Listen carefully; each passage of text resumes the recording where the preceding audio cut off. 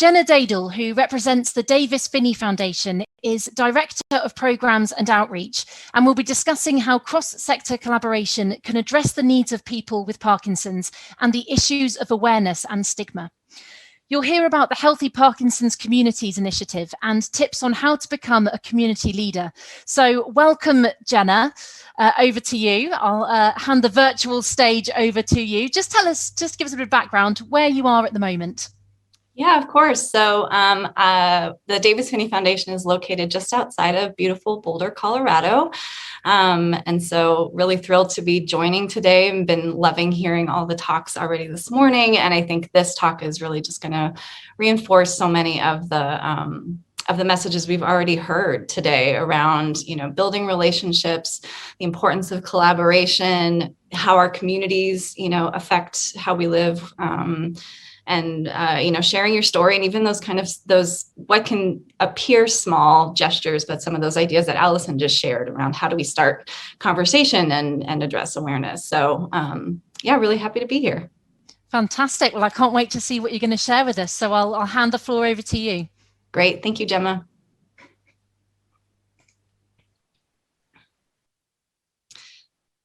All right, so as Gemma already said, I'm going to talk a little bit today about our Healthy Parkinson's Communities Initiative. And really what that means is I get to talk about my very favorite thing, which is how people with Parkinson's advocates, volunteers, really contribute to shape our work, inspire us literally every single day to support our mission of helping people with Parkinson's live well today. And I thought I would start, for anyone joining who isn't familiar with the work of the Davis-Phinney Foundation, just take a step back a little bit to talk about our work leading up to this moment that has really kind of inspired this new initiative that we're thinking about. So for around a dozen years, we went around the country really creating educational events for people living with Parkinson's, their care partners, and other, advocates in the community. And we went, all over the United States and North America, Canada, a couple internationally. And what was really most important to us every time we came to a new place was finding out who the leaders were already in that place. So, being a relatively small organization in Colorado, we don't know everything about every community, of course. And so when we would land in a place, we would get to meet all the leaders in that community. And that, included people that were leading Parkinson's organizations, the people that are teaching your boxing class, the PTs, and Parkinson's advocates and people that were really kind of stepping up, as you guys are, hopefully feeling inspired to do, to create change and create positivity in a community. And so these groups of people, we started to learn so much from them, kind of beyond the purpose of us being there to make an event together. We really got to learn, what was going on in communities and see the power of collaboration. And sometimes these groups would express to us like, we really haven't worked together in this way before. And some, even as the event came to a close and we moved on, would stick together and try to deal with some of the other issues that they saw in their community. We had, groups that would say, let's try to tackle this issue of not having a movement disorder specialist in our area, or let's tackle this issue of people in our rural communities not having connectivity to the internet or kind of, digital inclusion issues.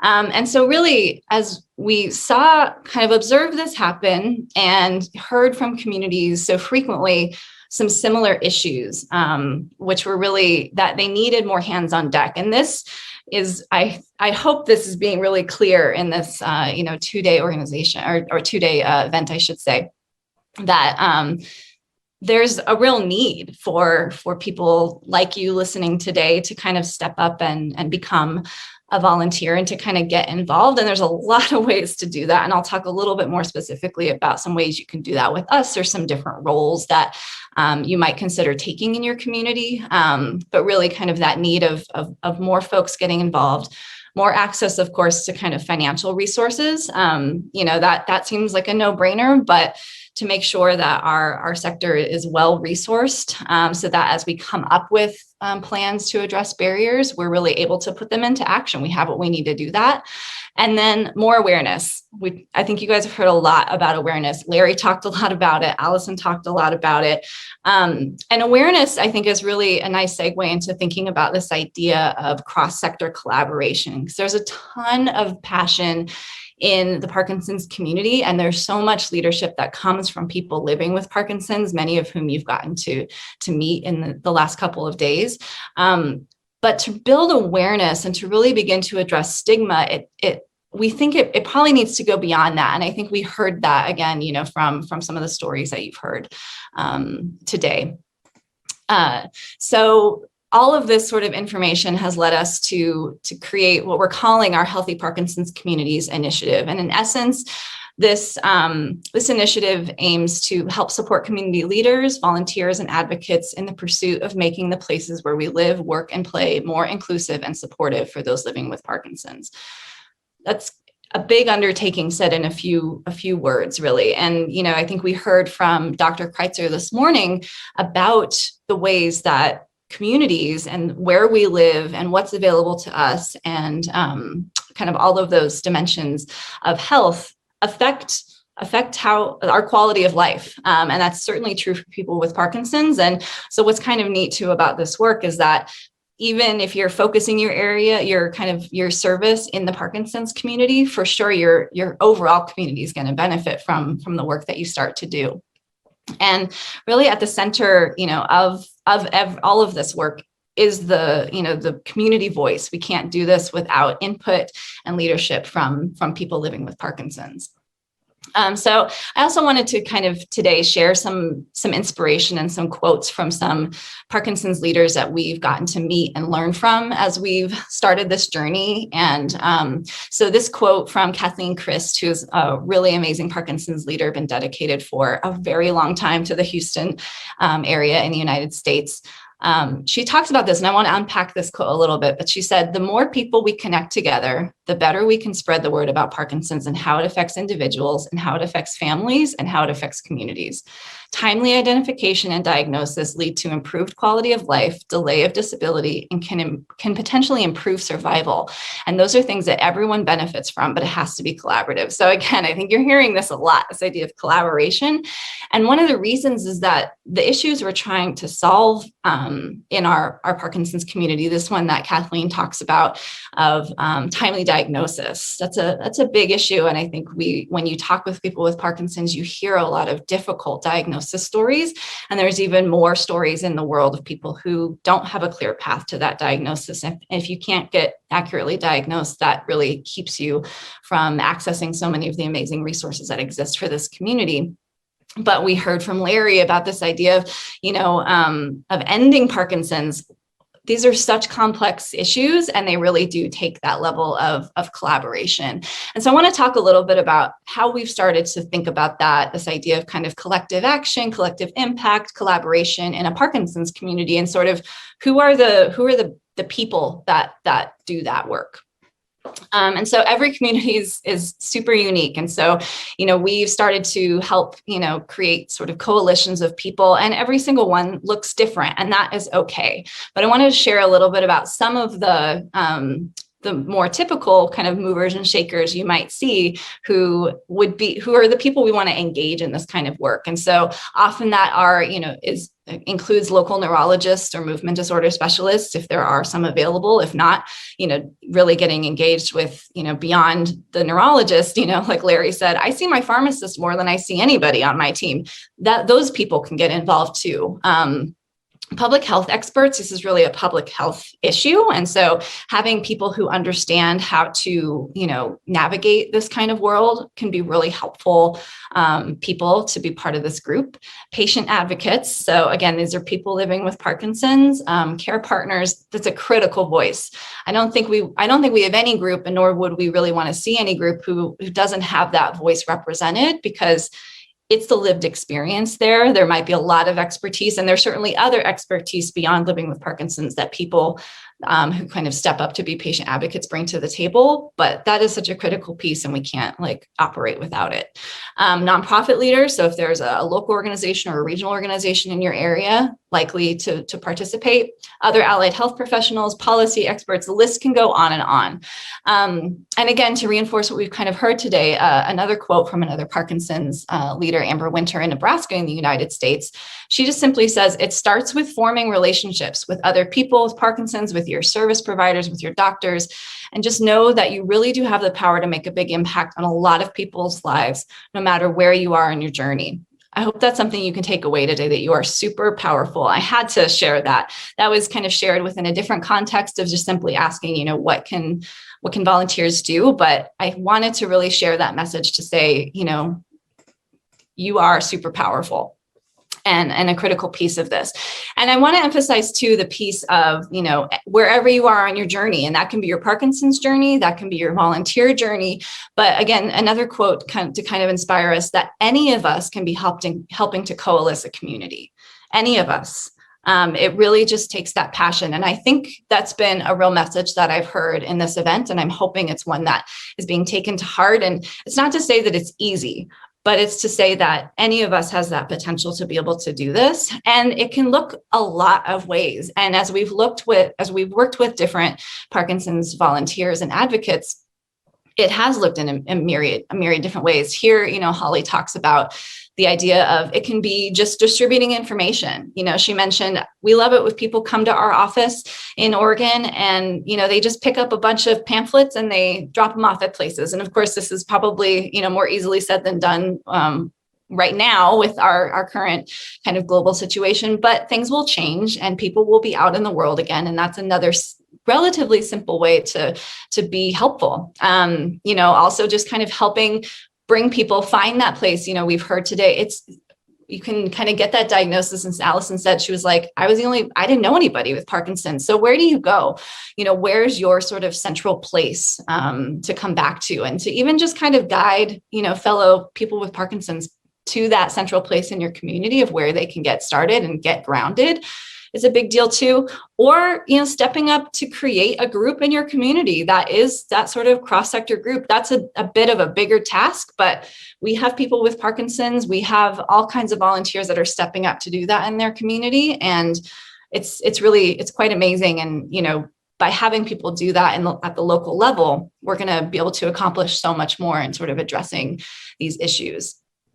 So I want to kind of move now into sharing a couple of the different roles that are available in our foundation. But I think that also just kind of demonstrates some, as you're considering, maybe you're sitting and listening and saying, I do feel motivated. I want to get into volunteerism. And I want to emphasize that this can be volunteerism for your Parkinson's community, but it could be volunteerism for anything in your community that you're passionate about. If you love animals, your local, animal shelter can probably use your help. So think about, it doesn't just have to be for the Parkinson's community, though that's what we're focused on. There's a lot of roles that you can take as a volunteer and a leader in your community.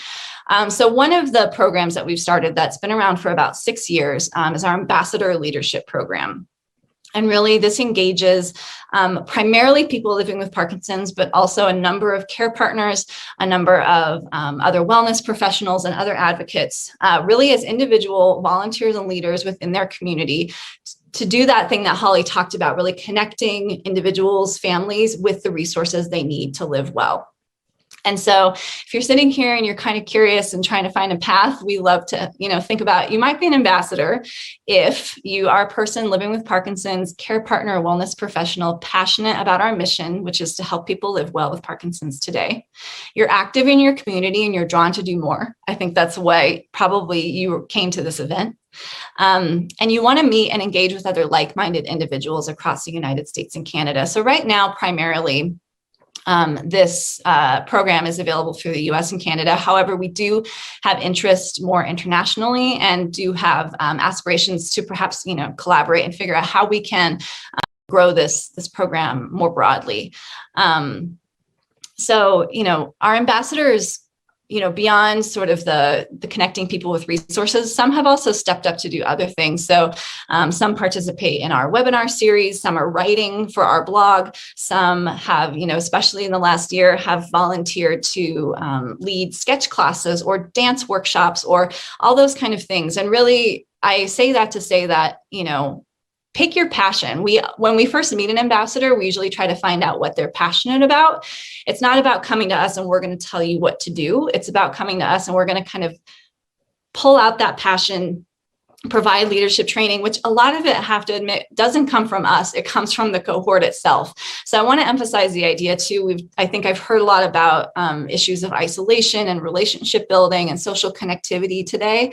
And I want to emphasize the idea that when you take that leap, which can be scary, to kind of step out to be a volunteer or a leader in your community, there's a really big, strong likelihood that you're going to meet like-minded people. So even if you don't know them right now, by kind of taking this path, it's likely you'll meet them and you'll get to learn from them. And one of the coolest roles that we get to have as a national organization is connecting these people across, our nation who would have maybe never met one another and who can now learn from each other and really exchange. And so much of what we do is just kind of create the space and then step back and let folks learn from each other and connect with one another. And so if you're hearing this and you're interested in this ambassador leadership program and want to learn more, you can, visit our website, dpf.org, or our healthyparkinsonscommunities.org website as well. You can learn more about it. Also, you can just reach out to us and we'd be happy to make an introduction to someone who's doing this work already. You can ask them a million questions. That's their favorite thing. And you can start to learn more. And even if this isn't a fit, you can maybe, connect with another like-minded person who can help kind of reconnect you back into the world if you're feeling a bit isolated. So please do reach out to us if that's a resource that you think you could benefit from. Another role I just want to kind of quickly touch on, which I think I already shared a little bit, is this idea of sort of these coalitions of community leaders. And this might feel a little bit more of a bigger step. However, if you have experience in, past work experience as a leader or a manager, it's not that different from that kind of thing. It's really about, finding an effective team, building a workforce, organizing them towards a similar goal. So the likelihood that you have some of that experience from, managing your family or managing, in an office space is pretty high. So don't let the sort of idea of it being a coalition for, healthy Parkinson's communities stop you from thinking that you might be able to really bring something to the table and step up. So we call these community action committees, but they are that sort of group of who's in your neighborhood, who's helping, interested in helping make people with Parkinson's lives better, and to kind of reduce those barriers to care. And so if you're interested, this sounds like, I'm stoked. I want to get involved. I want to lead this. I want to be part of it. Reach out to us. We love making introductions to people. We love talking to people about what they love to do. So, please do reach out, and we'd love to get you involved and get you more information about that experience. And so finally, I just want to, again, leave us with a bit of inspiration here. And from a friend of ours, Wendy Lewis in Philadelphia in the United States. She says, if you have the time and you have the energy, reach out to leaders and experts in your community and ask them, what can I do to give back to help support the work that you do? That's a relatively simple step to get started. I think you guys have probably heard a lot of things today, and will likely take some time to process to find out what exactly is your perfect path, if this is something that you want to take on. But I wanted to leave us with this, just to say the first step doesn't have to be the biggest step, and there's no such thing as a perfect leader or a perfect volunteer. Just kind of take what you feel passionate about and learn along the way. And, one of the things that we've started to do is really try to put together some leadership training tools. We're building a leadership training platform that people will have access to that are part of our programs. But there's also a lot of resources on the internet, courses you can take for free or for a low cost, that can really build up those leadership skills and things like that. So, don't worry about knowing everything before you take the step. actually coming to it with question, with openness, can be one of your greatest assets, as shared here by Wendy. And just really encourage you all to dive in, and we would love to be partners in that. And I think you've probably seen and heard from a lot of people who are willing to be partners in helping you get started, and they would be thrilled for you to reach out and say, I have no idea what I'm doing, but I want to help. And that's all we really need from you at this point in time. So hope you're feeling really inspired to do that work. And I'm so thrilled to be able to be here to be part of that. So Jenna, thank you so much. Yeah. I'm certainly feeling inspired, definitely, 100%. And there's been so many people, as you say, that are offering their help, advice, and welcoming people in to get involved. And your particular programs are focusing on leadership as well. And I wondered, why do you think it is so important to equip people with leadership skills? It's interesting. I think leadership skills, like a lot of sort of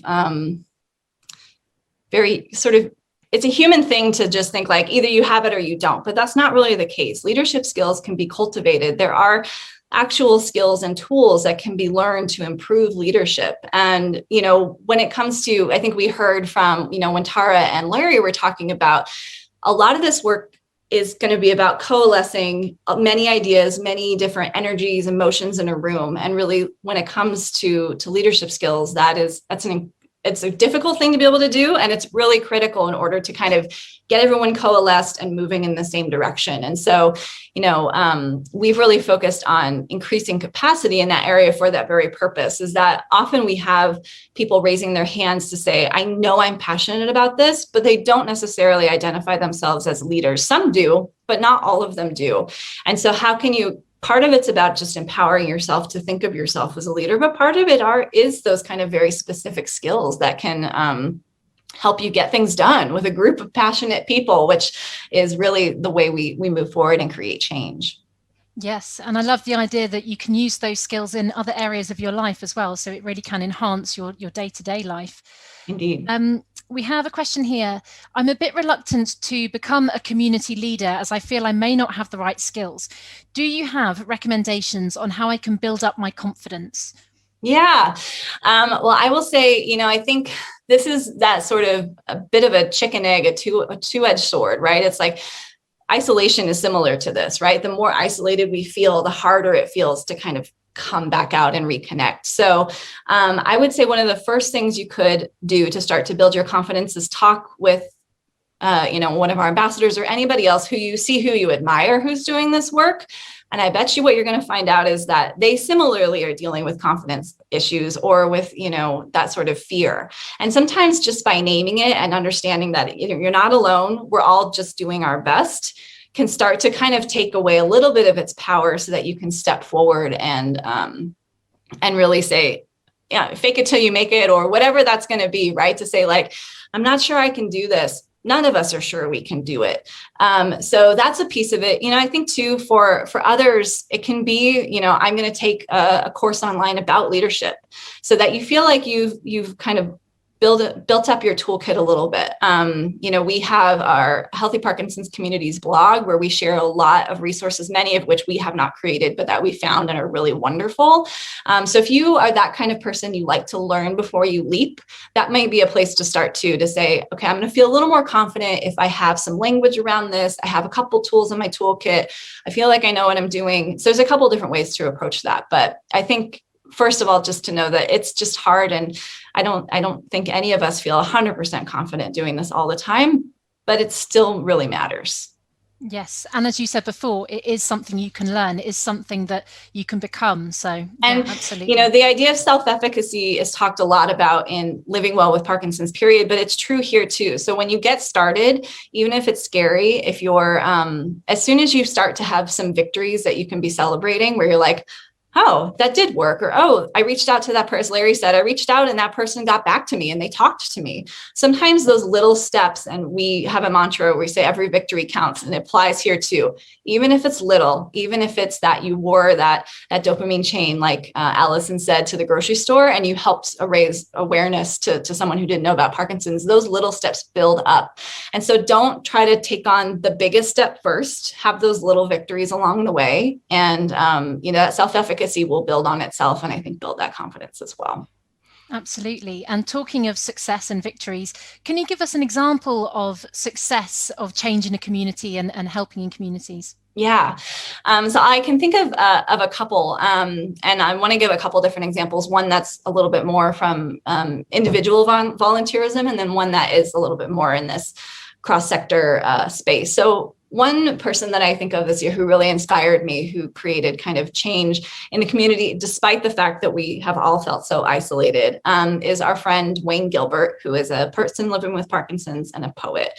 And he spent much of his career and life actually supporting the incarcerated community, but being isolated, not being able to kind of volunteer in the way that he typically does. He ended up working with us to create an online poetry cohort and workshop. Poetry may not be the first thing that comes to mind when you're thinking about, public health issues and things like that. But what really happened was that he was able to kind of create connection, reduce isolation, create opportunities for storytelling, which I know, Gemma, you're going to talk about more later today, and that we've talked about already, that idea of how do you share your story in, a really creative way. And it created community even for people who don't live in the same place, which is kind of a cool thing. So that's, one example that was a creative way where someone used their own personal passion to address issues of isolation, storytelling, sense of self that affect the Parkinson's community. A very different example that we have been learning from, we do not have a role in this work, but it's been really amazing to see come together. There's a group, again, led by Wendy Lewis, who provided that wonderful quote at the end, in Philadelphia called Diversity PD. So she's been working in the community for a long time. She knows that the Black community in Philadelphia, the kind of road through diagnosis and care and engagement is filled with a myriad barriers. So she's been working with Dr. Andrew Sidoroff, a number of the MDS specialists in the area. There are community health workers, a community health worker organization, one of the pastors at a local church. Again, that cross-sector collaboration to start to bring people together to say, here's how we might deal with this issue. Let's create kind of paths and funnels for the specific community. And so those are two very different examples. And one is, a little more personal, and one is much more kind of community and policy driven. And they're both, I think, creating change and ongoing, learnings that will really help create healthier Parkinson's communities. Yes, absolutely. And again, I feel like I'm saying this to every speaker, but it is true. I would like to ask you some more questions, but we just don't have time. But what I will ask you to do is just leave us with one final kind of summary, if you like, of what you'd like people to take away from your session. Of course. So I hope you take away just to dive in. Don't be, you have a lot of inspiration and ideas here, but build one relationship, ask one question, reach out, do one thing that you can kind of celebrate to get started. And if you're interested in getting involved with the Davis-Phinney Foundation, please reach out to us. We do our best to respond to every single email, phone call, anything like that. We have many people who can help you get started. So visiting dpf.org or healthyparkinsonscommunities.org to learn more and connect with us. We'd love to be partners in this work with you. Brilliant. Jenna, thank you so much. And I have no doubt that there'll be people watching now feeling empowered and ready to go out there and make change. So thank you very much. Thanks for having me, Gemma. I appreciate it. Not at all.